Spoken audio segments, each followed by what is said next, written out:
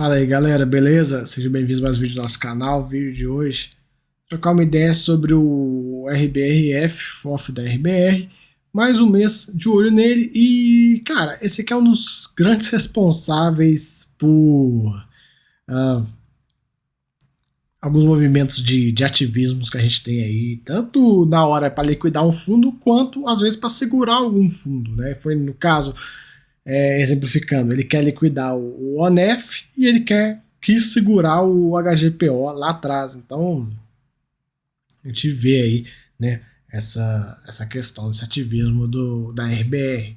É um fundo de 1.2 bi, é um FOF, né, de 1.2 bi, ele já tá chegando bem ali no limite, cara. Passar muito disso já fica meio complicado dele trabalhar, né, vai ficar muito grande, a liquidez do mercado já fica meio complicada. Um ponto sobre isso, talvez uma saída para os FOFs grandes seja todos eles virarem aqueles hedge funds, porque o hedge fund é o FOF com roupa para sair, né? É o FOF de terno. Então, às vezes, para um fundo de 1.2 bi, cara, se ele quiser crescer, não vai fazer, por exemplo, se o fundo chegar a fazer emissão, não vai ser algo menor do que uns 400 milhões de reais, mais ou menos, né? 300, 400 milhões de reais. E aí já começa a ter problema de liquidez para o fundo como um todo se movimentar. Então, quem sabe no futuro os FOFs não percebam isso e comecem a ir para estratégias um pouco diferenciadas, em vez de ficar só em fundo imobiliário. Às vezes ele já faz isso, ele já tem CRI diretamente, mas às vezes além de CRI, ele pode comprar tijolo diretamente, comprar ação, o que os hedge funds fazem. Eu acho que essa é a evolução do produto, o que vai ajudar a dar saída para os FOFs conseguirem crescer de forma um pouco mais tranquila, ter um pouco mais de liquidez e tal. Porque, cara, imagina, você vai lá, compra, no caso da RBR, compra um prédio diretamente para vender, às vezes faz sentido, né, dentro do FOF, esse tipo de estratégia. Então, assim, minha opinião quanto a isso é que eu imagino que no futuro todos os FOFs vão evoluir meio que em direção aos hedge funds, né, mas em diferentes teses, diferentes riscos, diferentes estratégias, né, mas que eu imagino que possa vir a acontecer, eu imagino que sim. Eu espero que aconteça, até porque vai deixar o produto melhor, né. A gente vê aí, o próprio hedge fund da RBR, o RBRX, fundo pequenininho, compra um pouquinho de ação, faz uns trade bom, dá um lucro não recorrente bem interessante. Então, assim, para o produto, o FOF, que é um produto que vive não é que vive, mas ele faz de vez em quando alguns giros, ele tem possibilidade de fazer giros, principalmente em ação, facilita um pouco, né? A liquidez de ação não tem o que falar. Então, vamos ver se essa vai ser a evolução do mercado como um todo. 102 mil cotistas, pagou 63. Temos que falar desse dividendo urgente, vem utilizando bastante reserva. Não sei se é sustentável, viu, galera? Então, ele começa falando que seguiu o mês com esse dividendo de 63. E eles ressaltam que o patamar, né, que não deve manter esse dividendo estável no segundo semestre. Vamos aqui para a gente ver uma coisa, ó. Já entrando nesse tema, DRE. Últimos 12 meses, gerou 95, pagou 103. Utilizou aí 8 milhões praticamente da reserva, quase 10% da reserva, 8,2% acima do que foi gerado. Nesse ano, idem, próximo de 10% acima do que foi gerado. Então pode pensar algo próximo de uns 40 cents. Então o fundo gerou 4,41, tira 40 cents. E assim, tem essa queda na distribuição, que dá algo próximo aí de 6 centavos mais ou menos.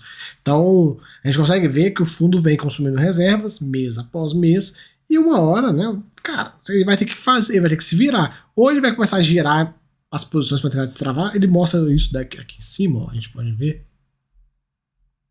Ele comenta, né, sobre essa questão do que ele pode fazer.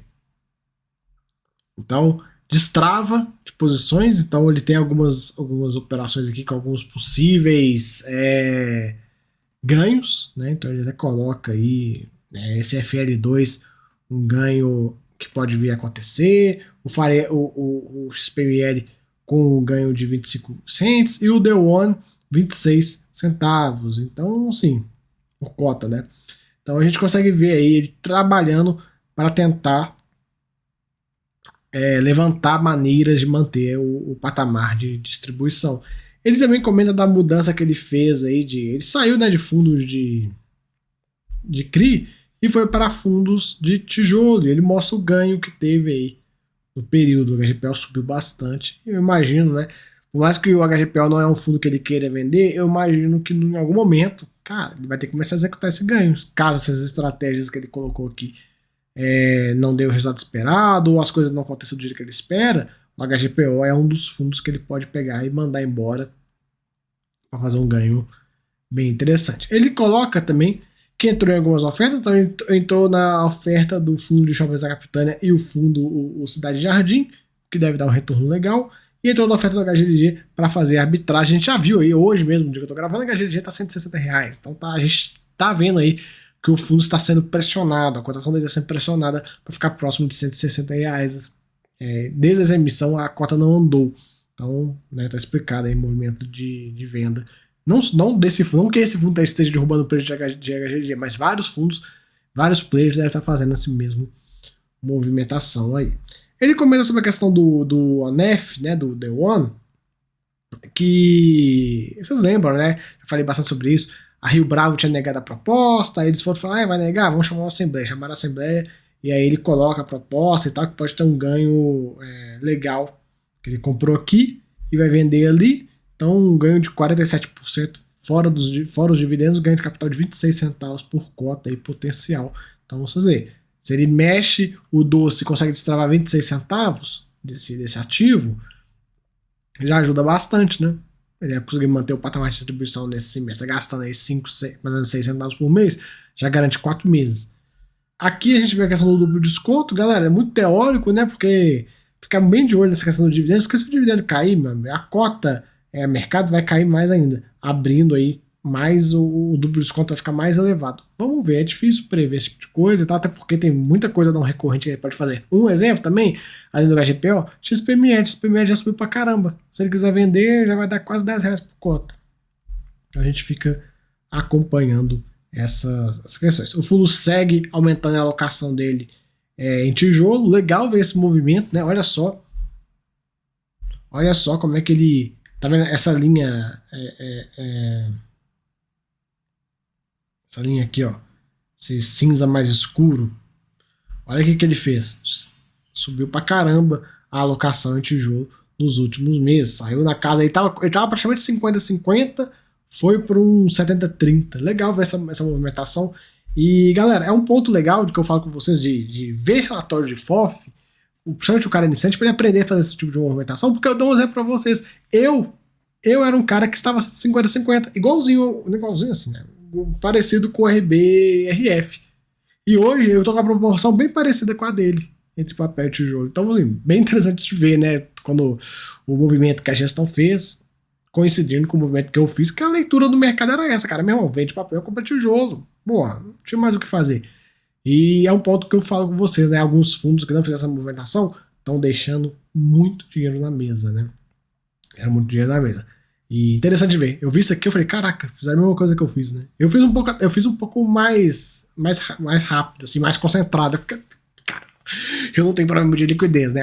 Nós, investidores, não tem problema de liquidez. Em um dia, você muda a sua carteira inteira, se você quiser. Já ele não, ele tem que ir fazendo um tempo, produzir um bi, ele não consegue fazer em um mês virar a carteira dele, não consegue, é sem chance, então ele vai virando com o tempo. Então a gente vê aqui a movimentação, aumentou a exposição em galpão, em shopping center, diminuiu em CRI, né? Aquelas estratégias, né? As 4 estratégias que ele tem: alfa, fundo de tijolo barato, foco na valorização, beta, giro tático, CRI é CRI, liquidez é liquidez. E aqui a questão dos dividendos a gente já comentou a respeito da utilização de reserva mês após mês, e que se ele não fizer nada, galera, aí a cobra vai fumar, a distribuição vai cair, mas eu imagino que ele comece a executar esses ganhos de capital em breve. Ainda tem 1300, então ele tem mais ou menos uns 2 meses, mais ou menos, a grosso modo. Então, em breve, né, ele vai ter que começar a fazer esses movimentos, caso esses ativismos que ele está fazendo não deu o resultado esperado. A gente fica de olho. Para quem cotiza esse fundo, fica bem de olho nessa ação do ONEF. É no mês que vem que acaba a votação, né? Então ainda tem um tempinho até acontecer aí tudo, né? E aqui a carteira deles, maiores posições e tal. Outro fundo que eu vi caindo bastante ultimamente é o RBRL. E aí, será que é ele que tá. Será que é o RBRF que tá vendendo a RBRL? A RBRL tá caindo assim, sem paraquedas, né? Vamos ver. No mais, galera, é isso que a gente vai comentar sobre esse fundo. Interessante de ver a movimentação de papel para tijolo e ficar de olho nessa questão dos dividendos. Beleza? Valeu aí, tamo junto. Até a próxima. Fui.